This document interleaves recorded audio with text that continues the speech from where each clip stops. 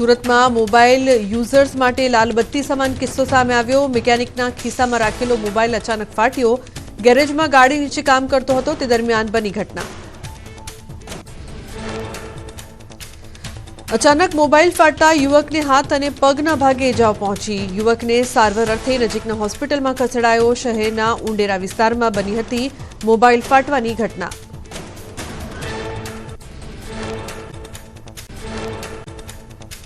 તાપીના ગુણસદામાં J K paper મિલના કર્મચારીઓ અચોક્કસ મુદ્દતની હડતાળ પર ઉતર્યા। લાંબા સમયથી પગાર ન વધતા કર્મચારીઓમાં રોષ છવાયો। માંગ નહીં સંતોષાય ત્યાં સુધી હડતાળ યથાવત રહેશે।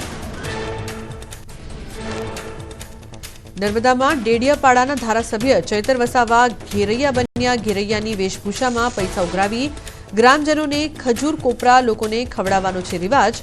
બીમારીમાંથી સાજા અને પાક સારો થાય તેના માટે રખાય છે ઘેરૈયાની બાધા।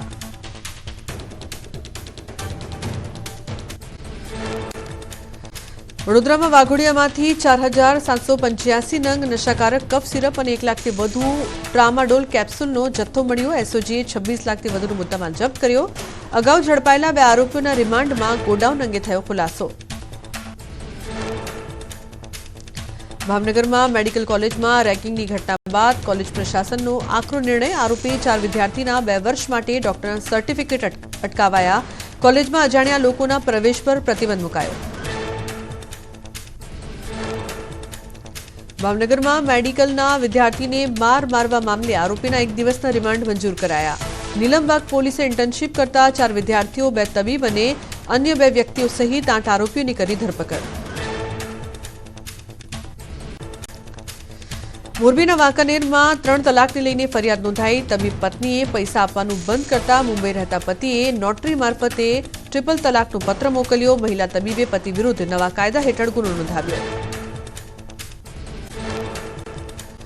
આંધ્રપ્રદેશના નેલ્લોરમાં થલપાગીરી રાસોત્સવમાં ધામધૂમથી ઉજવણી। રથયાત્રા જેવો જોવા મળ્યો નજારો। શહેરના માર્ગો પરથી નીકળ્યો ભવ્ય રથ। હજારોની સંખ્યામાં લોકો યાત્રામાં જોડાયા। સહેલાણીને શોધી કાઢ્યો। નેધરલેન્ડથી આવેલા વૃદ્ધ સહેલાણી અમદરે પોતાના ગ્રુપથી પડ્યા હતા વિખૂટા। પોલીસે શોધીને તેમના ગ્રુપ સાથે મળાવ્યા। ડાંગના સાપુતારામાં સાગવે રાઇડનો આનંદ માણતા 90 વર્ષના મહિલાનો વિડીયો વાયરલ। સર્પગંગા તળાવના મુખ્ય માર્ગ ઉપર સાડીમાં સંતુલન સાથે વૃદ્ધાએ સાગવે રાઇડની મજા માણી। દાદીને જોઈને આસપાસના લોકો થયા ખુશ। તાળી પાડીને વધાર્યો ઉત્સાહ। અરવલ્લીના મોડાસામાં ગુજરાત રાજ્ય ઠાકોર સમાજની ક્રિકેટ ટુર્નામેન્ટનું આયોજન કરાયું। મંત્રી ભીખુસિંહજી પરમારના હસ્તે ટુર્નામેન્ટનો પ્રારંભ કરાયો। ટુર્નામેન્ટમાં મંત્રી ભીખુસિંહ પરમાર અને ધારાસભ્ય ધવલસિંહ ઝાલાએ બોલિંગ અને બેટિંગ પર હાથ અજમાવ્યો।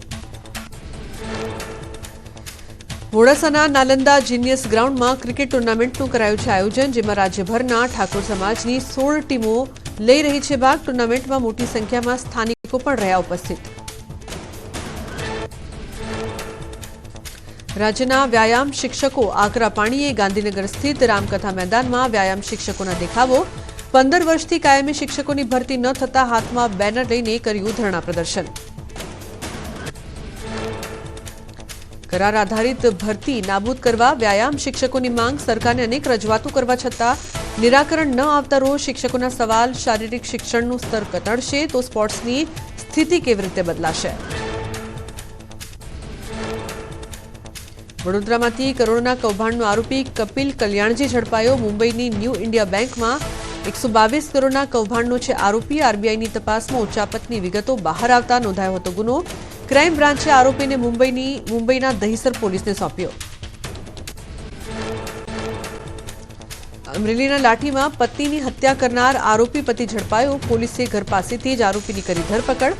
પત્નીના અને યુવક સાથે આડા સંબંધની આશંકાએ પતિએ પત્નીની કરી નાખી હત્યા। 2 સંતાન બન્યા નોધારા।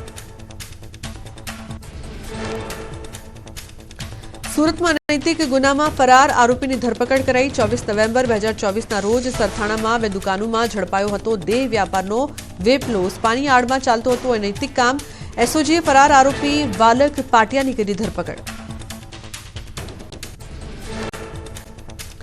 यूपीના સંભલમાં જામા મસ્જિદમાં રંગ રોગાનની કામગીરી શરૂ થતા વિવાદ વધવાની આશંકા। ઠેકેદારનો દાવો માત્ર સફેદી લગાવવા કહેવાયું, જ્યારે સદર મસ્જિદે સફેદ સાથે લીલો કલર લગાવવાનો પણ દાવો કર્યો. હિન્દુ સંગઠનો થયા નારાજ. ડીજીપીના આદેશ બાદ સુરત પોલીસ એક્શનમાં. ગુંડા તત્વોને શોધી કાઢવા પોલીસે તપાસ હાથ ધરી. શહેરના અલગ અલગ વિસ્તારમાં પોલીસનું કોમ્બિંગ. ઉધના વિસ્તારમાં સઘન પેટ્રોલિંગ અને કોમ્બિંગ હાથ ધરાયું. શરીર સંબંધી ગુનામાં સંડોવાયેલા તત્વો સામે કાર્યવાહી. પાસા અને તડીપાર કરાયેલા તત્વોની સઘન તપાસ. શંકાસ્પદોના ઘરોમાં મોડી રાત્રે કરાયું સર્ચ. જૂનાગઢમાં દાતાર રોડ પર આવેલા મામાદેવના મંદિરમાં ચોરી કરીને ફરાર થયા તસ્કરો. મંદિરમાંથી 6,000 રોકડા તેમજ પિત્તળના હારની થઈ ચોરી. તસ્કરોએ મંદિરનું ગ્રીલનું તાળું તોડીને દાનપેટીમાં રોકડની કરી ચોરી. વડોદરામાં તસ્કરોએ હદ વટાવી જાહેર રોડ પર સરકારી મિલકતની ચોરી કરતા 3 દબોચાયા. લોકોના ઘર બાદ જાહેર પ્રોપર્ટી બનાવી હતી ટાર્ગેટ. તસ્કરો પાસેથી 12 લાખથી વધુનો મુદ્દામાલ કરાયો જપ્ત. ટ્રાફિક સિગ્નલ સીસીટીવીના પાવર બેકઅપ બેટરીની થઈ હતી ચોરી. છેલ્લા 3 માસમાં અલગ અલગ ઝોનમાંથી 215 બેટરીઓની કરી હતી ચોરી. અકોટામાં સૌથી વધુ 4 લાખની 80 બેટરીઓ ચોરાઈ. જમ્મુ કાશ્મીરના ગુલમર્ગમાં ભારે હિમવર્ષા. બરફની સફેદ ચાદરથી ઢંકાયું ગુલમર્ગ. મકાનો, વાહનો, વૃક્ષો પર જામ્યા બરફના થર. ગુલમર્ગનો નયનરમ્ય નજારો આવ્યો સામે. કેદારનાથ ધામમાં બિન હિન્દુઓના પ્રવેશ પર પ્રતિબંધની ધારાસભ્ય આશા નોટિયાલે કરી માંગ. બિન હિન્દુઓ મંદિરમાં માંસ અને દારૂ પહોંચાડી રહ્યા હોવાનું કર્યું આક્ષેપ. આ મામલે સીએમ ધામી સાથે વાત કરવાની દર્શાવી તૈયારી. અમેરિકાના 8 રાજ્યોમાં ત્રાટક્યા 40 ચક્રવાત. અત્યાર સુધીમાં કુલ 34 લોકોના મોત. તોફાની પવનની ગતિ 265 કિલોમીટર પ્રતિ કલાક રેકોર્ડ થઈ. અંદાજે 10 કરોડ લોકો થયા પ્રભાવિત. 2 લાખ ઘરોમાં બ્લેકઆઉટ. સુરતના પાંડેસરા વિસ્તારમાં યુવક પર હુમલો કરનારને પોલીસે ભણાવ્યો પાઠ. પોલીસે આરોપીને પકડીને કરાવ્યું કાયદાનું ભાન. કૈલાશનગરમાં પોલીસે આરોપીને સાથે રાખીને કર્યું ઘટનાનું રિકન્સ્ટ્રક્શન.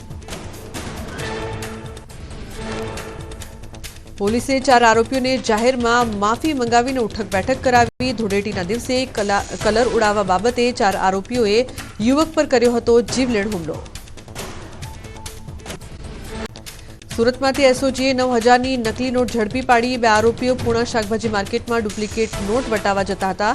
₹500ની નોટ વટાવવા જતા બંને આરોપીને ઝડપી લેવાયા. સુરેન્દ્રનગરના ધ્રાંગધ્રામાં ગેરકાયદે કેમિકલનો જથ્થો સંગ્રહ કરનાર મુખ્ય આરોપી ઝડપાયો. આરોપી વિશાલસિંહ જાડેજાની એસઓજીએ કરી ધરપકડ. કુડા રોડ પર વાડીમાંથી ગેરકાયદે કેમિકલનો 3.50 લાખનો મુદ્દામાલ કરાયો જપ્ત. ધ્રાંગધ્રા તાલુકા પોલીસ ઊંઘથી ઝડપાઈ.